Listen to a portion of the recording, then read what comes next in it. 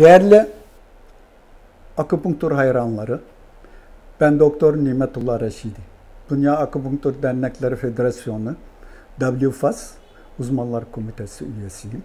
Aynı zamanda uluslararası akupunktur seviye sınavı kazanmış bir uzmanım. Akupunktur nedir? Akupunktur, geleneksel Çin tipinin tanı kurallarına göre, yani iç diş, soğuk sıcak, yoksun taşkın ve eksi artı sendromlara göre vücuttaki belli noktalara iğne batırarak veya ona eşdeğer başka usulları kullanarak gerçekleşen bir nevi geleneksel fizik tedavi yöntemidir.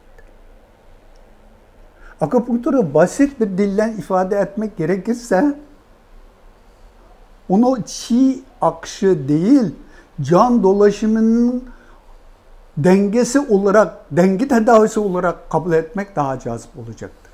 Peki can nedir?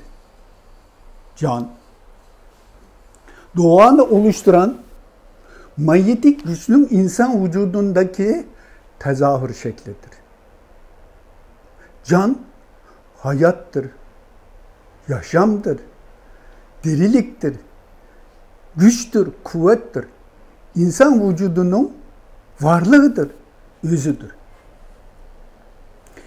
Geleneksel Çin tipinde can ile kan birbirine tamamlayan bir bütünlüğün iki yüzüdür. Can artı, kan eksidir. Can kanı üretir, kan can besler.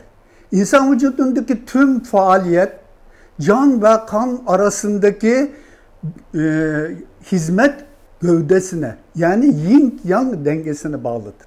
Bu denge bozulsa insan hasta olacaktır. Dolayısıyla bu can kavramı geleneksel Çin tipinde bir anahtar kelimedir. Bunu bilmeden akupunkturu öğrenmek, derinliklere inmek imkansızdır.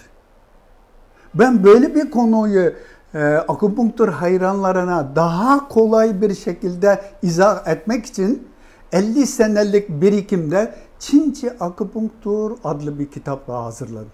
İşte akupunktur budur.